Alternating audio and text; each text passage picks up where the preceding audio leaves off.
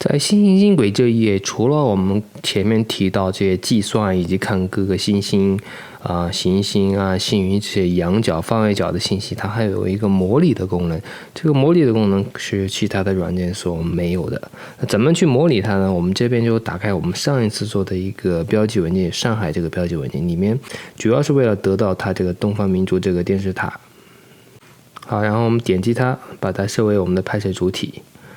至于相机位置在哪里呢？其实大家应该很清楚，如果你要拍星轨，并且希望这个星轨的圆圈的中心刚好和东方明珠对上的话，你必须在它的南边去拍。所以我就把我的相机的位置先大概设置在这个地方，然后我们到群星框去看一看它的模拟。怎么到群星框去看呢？你就点击这个焦距工具，然后焦距稍微改广一点，比如改成14吧。好，然后点击这个模式按钮，选择虚拟现实群星框就可以了。它这边就会把东方明珠电视塔给画出来，同时呢，大家可以看到北极星稍微歪了一点，同时也稍微低了一点。那我们就推出来，这个是有可能是一个微调的过程。如果你调的不是很仔细的话，你可以把地图翻大一点再去调它。好，这边基本上算对上了吧。那么下面呢，我们就可以进行模拟。比如说像今天晚上6点22分开始，天就已经变黑了。那这时候就看刚才这边，我可以去调节这个时间滚头，大家可以看到这个星轨就逐渐形成了。时间越长，然后越来越多，但是到了这个白天呢，它就自动就消失了。所以大家注意，你要想看这个模拟，必须这个时间必须是在夜晚的某一个时间。你也可以长按它，比如长按开始时间就没有任何星轨，长按结束时间，它就把从这个时间到结束时间所有的这个星星形成的星轨都给你画出来了。这是它的模拟功能。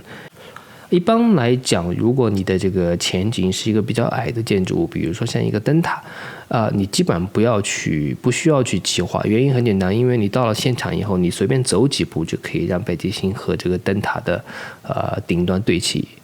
但是如果你的前景是比较高的建筑物的话呢，我建议你还是做一下计划，因为到了现场你再去走动，可能走动的距离会比较长，也有可能根本就没法拍到，你就白去了一趟了。像东方明珠电视塔这个情况，我们其实一看就知道这个地方实际上是没法拍到你想要的这个构图。大家看，你已经到了江里去了同时呢，因为在上海这个陆家嘴这个地方东边都是高楼，所以这个计划实际上是没法实现的一个计划。这边仅仅是给大家一个演示。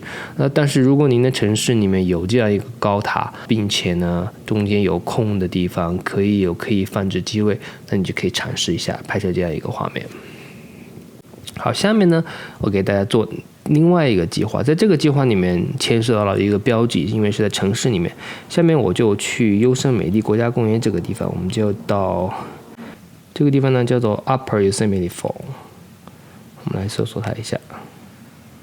好，我们就找到了。那在这边我们就把它设为我们的拍摄主体就可以了。同时你也可以在这边加一个标记，因为可以变成是地形下面有一个瀑布。也可以，这样就给它一个说明，甚至你再可以显示名称，这样你知道你这个地方是指瀑布。